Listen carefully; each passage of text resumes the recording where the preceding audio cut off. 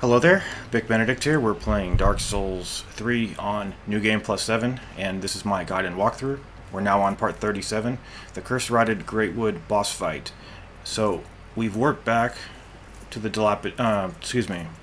to the cliff underside bonfire, and then this is the run back to the Curse-Rotted Greatwood.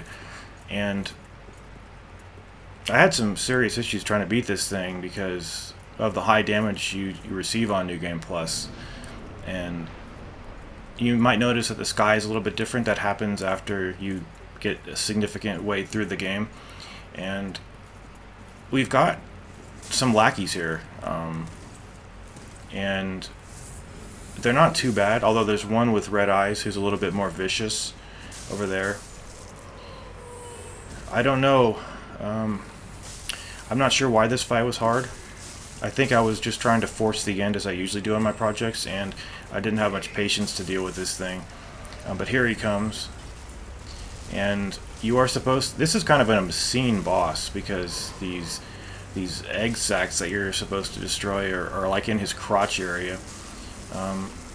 And try to attack that area as fast as you can. And one of the biggest issues of this fight is that, do you see how it's locking on to the largest portion of him?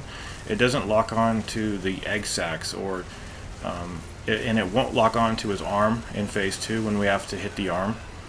So it just kind of works against you because you can't specifically aim at what you need to hit here, and it makes it a little bit just frustrating. Really frustrating. And added to how much damage you take on New Game Plus 7, it gets to be quite the little gauntlet here. So you don't have to hit him that many times before you will find yourself literally falling into phase 2. As you can see, we've already taken him into phase 2. And I was shocked when I first played this that you don't receive fall damage here. In any other Dark Souls you would. I'm reminded of that fight with Nito in Dark Souls 1 where you take fall damage, although I'm sure there's probably some way to exempt yourself from it, but this is phase 2. I think this boss has the most horrifying music in the game, and honestly for me this boss fight is really boring and I don't like it, but that doesn't mean that you're not going to need help getting through it. So let's actually see what's going on here with this fight. So he does throw some sap down, as you can see, and we're doing the same tactic here of hitting these egg sacs. And at some point there probably won't be any egg sacs left for you to hit, so you're going to have to hit his arms. And it's that same problem with the lock-on not activating on specific points here. So this is going to go on quite a long time because you have to be extremely deliberate with every move that you make on this boss, because even though he doesn't outright kill you with any attack, it can put you at death's door quick.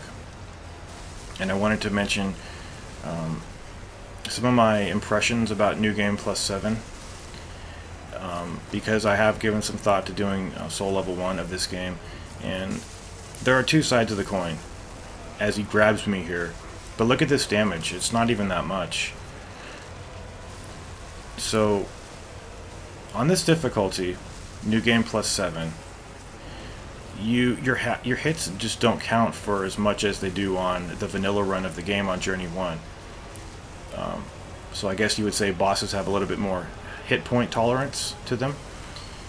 And then when you go back to play the vanilla version of the game, you see that you're dealing like 2 to 3 times as much more damage. However, you're not getting massively damaged as on the new game cycles.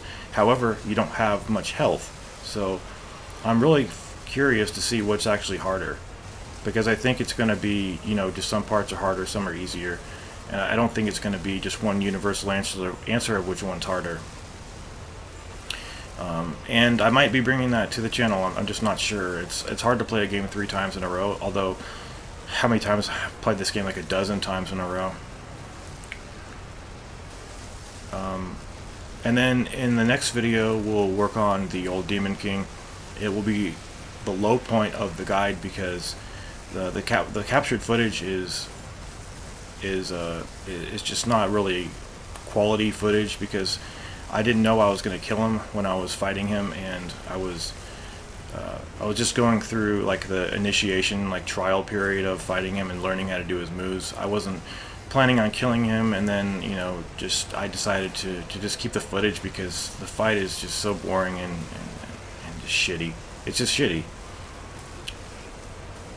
And so anyway, we're just trying to work around the room here, and I don't think there are any more egg sacs, so I'm attacking the hand.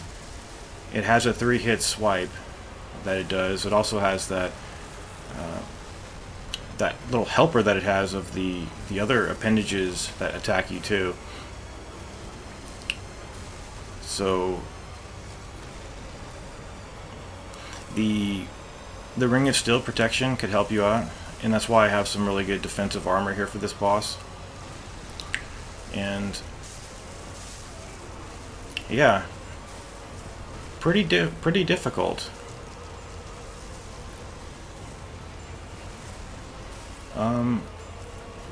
What else does it do? I think a moment ago you may have seen it fall over on me. So, just get the hell out of the way when it does that, obviously. And yeah, and now he's kicking when I don't want to kick. It's that classic problem of you kick when you don't want to, and vice versa. So yeah, this was kind of a nightmare, because it was one of those fights that I kind of dismissed in the back of my mind as, it's not going to be a problem, just do it later, it's not going to be a problem. Put it as an addendum at the end of the guide, and you'll do it within like 10 minutes, and it turned out to be like 45 to 50 to maybe even an hour. Oh, he's getting up. He's getting up.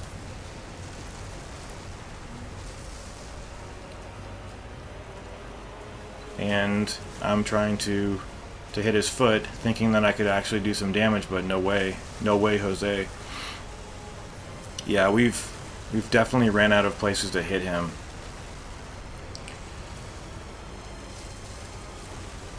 So we're gonna have to hit his arm.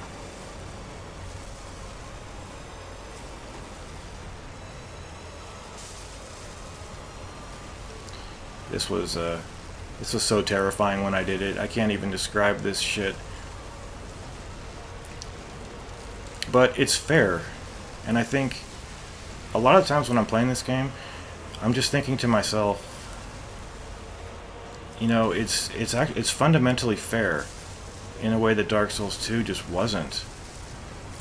I think they planned it with meticulous care to make it fair, learning from Dark Souls 2. But you see the problem here? You can't lock onto the hand on the arm. And I just find that baffling, because on most other bosses and enemies, you can lock on to specific parts of their body, and if it's like the Nameless King, you could lock on to him or onto the dragon, the wyvern that he's riding. So I just kind of find it baffling that you're restricted here to locking on to only one part of his body that is not even you can't even damage it. So I think we're just about ready to take this guy down, actually. Just roll into his attacks, do a couple of strikes, even if it's just one. Keep your health topped off, and this should actually be a done deal pretty soon.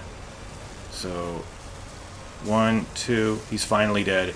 That was pretty difficult overall. But anyway, we have the transposing kin, and I will see you guys in the next video. Take care.